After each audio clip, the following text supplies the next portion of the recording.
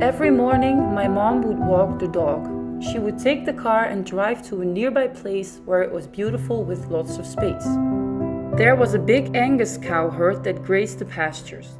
In summer, she saw many newborn calves. One in particular stood out because he was alone a lot of the time and clearly not in the same condition as the others. As months passed by, she saw that one of the calves wasn't growing. The others were getting bigger and bigger, but there was one that just didn't seem to develop. And the weird thing was that the herd had moved to another field, but he remained in the old one, alone. My mom asked around, and eventually she found the owner. He said that the calf was being kept alone so they were able to feed and monitor him. This was done with the right intentions, but he did not improve, and after a few days my mom contacted the owner again and asked if she could take the calf home. This was fine, but only if we took responsibility over everything. For example, we had to register as farmers to be able to keep a cow. After getting permission to come get the calf, we immediately went over to action. We took our float and drove to the herd, about 5 minutes away from us. We arrived and we made our way into the field to the cows. The herd got anxious and ran away. Even the sick calf, who was clearly extremely tired, showed some amazing spirit and did his best to keep up. He was in panic. I wish we were able to tell him we came to help him. Though our car wasn't even that far, the walk to the car took almost 30 minutes. The calf was very weak and started breathing heavily after only a few meters. We wanted to gently help him by pushing his bum, but there were feces everywhere. His hind legs, bum, and part of his belly were covered in layers of poop. Some parts were hanging loose, and we could see bare skin and little wounds underneath it. We knew it was bad, but seeing him from up close shocked us. He was too weak to even lift his head and look at us. He was a sack of bones. We could see everything. He had zero fat, he was extremely hot, while it was super cold outside, and very wobbly and weak. Eventually, we managed to get him to the float and load him in. By this time, he was so tired, he just gave in and let us help him. I stayed with him in the float to support him and comfort him. A good thing that we saw was that he was trying to eat some hay. He's doing fine, but he's completely emaciated. The drive back home was short, but it felt long. Once back home, we slowly helped him out of the float and we had already prepared his bed for him. Thick layers of warm straw, fresh water and good quality hay. But before we decided to put him in his stable, we figured it was best to get it all over with. We had to clean his body and get rid of all the feces glued onto him. With warm water, we tried to quickly take off as much as possible, but we had no idea the layers were so thick. We had to be extremely careful. It was horrible.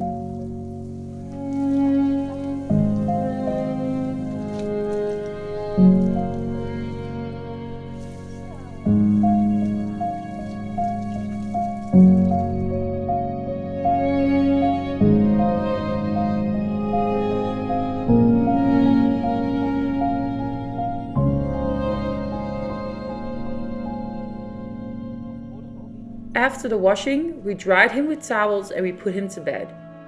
It didn't take long for him to lay down. To be completely honest, we didn't expect him to make it through the night.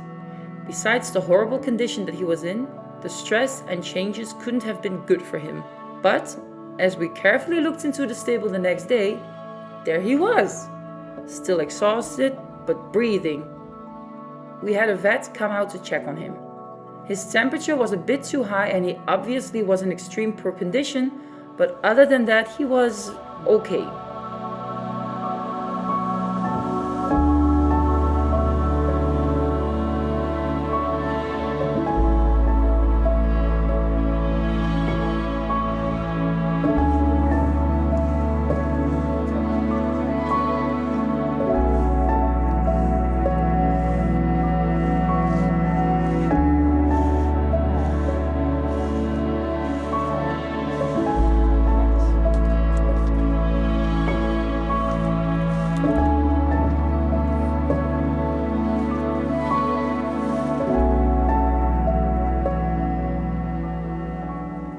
my dad came up with the name Sisu, which is Finnish and describes a strong character, heart, strength, and so on. We found this quite fitting for him. After a few days, we saw that he was slowly improving. He walked around his stable, he ate pretty well, and he started making his first tiny sounds. We let him out of the stable to walk around, graze, and to see what his new home looked like. After only a few minutes of walking, he was clearly tired again. It was only after a few weeks that he would start running. But gosh, do I remember the moment where he first attempted to run and buck. It was only a split second, but it happened. And that was the moment we knew he would be okay. Hallo, Sisuje.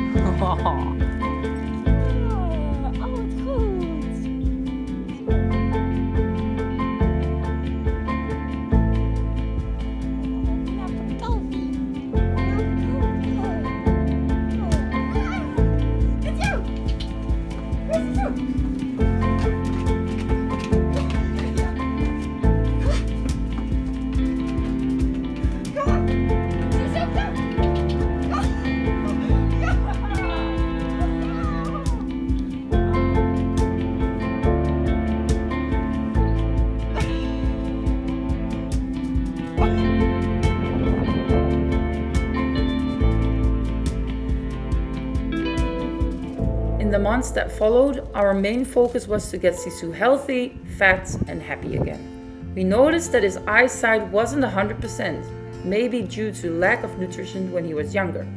He could see though, and it was clear that he didn't mind at all. He was like a Ferrari, running around through the fields and playing with our dog. He became naughty, fighting with our wheelbarrow and such, so we decided to castrate him when he was 1 year old and strong enough to deal with the procedure. The procedure went good, and after a few days, he was back to his happy self. He trusted us completely, and I was training him to follow, come when I would call him, and run after me. We would exercise together to get him stronger. Hello.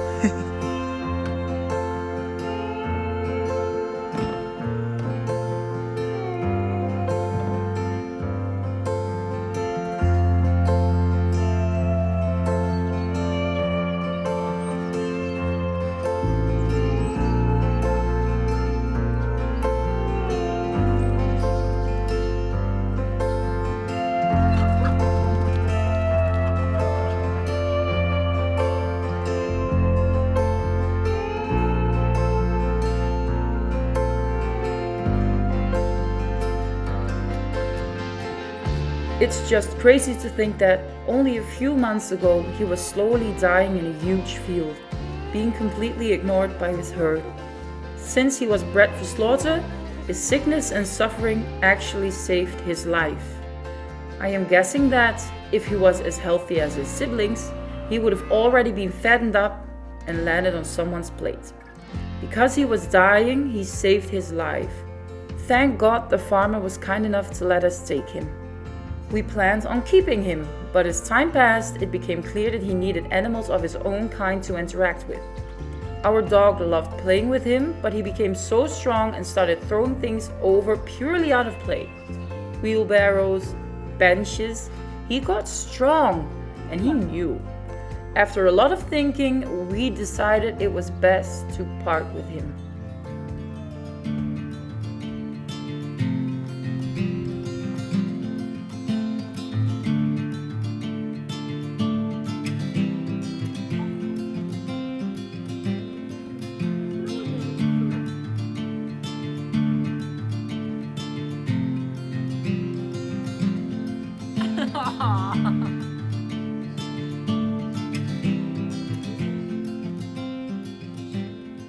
And I know what you are thinking, please don't bring him to the slaughterhouse. No, of course not. On Facebook we found an organization up north in Holland that rescued and took in cows that were crippled, neglected, and in need of a home. It took a while to get a response back, but eventually it became clear that Sisu was more than welcome. He would go to live with his own kind, cows that all had their own story. We knew deep down that this was the best for him, but Sisu became a huge part of our family. and it was hard to imagine him not being around anymore.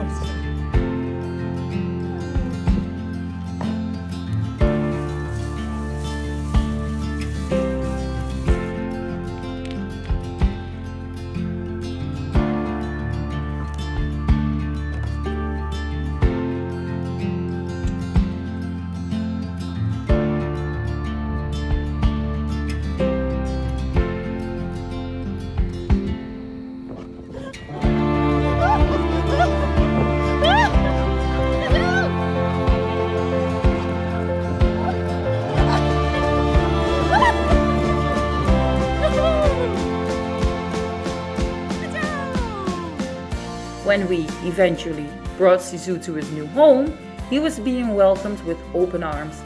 Even though he grew a lot, he would never be as big as an Angus cow his age. Maybe this was a good thing, because all the cows tried to adopt him. It was the cutest. We found him, his mom abandoned him, and now a handful of foster moms were fighting over him. Sisu went from a near-death experience to a loving little man who has found his forever home with a beautiful group of cows. His poor health almost cost him his life, but saved him in the end. He is safe where he is now, and he is living like a king.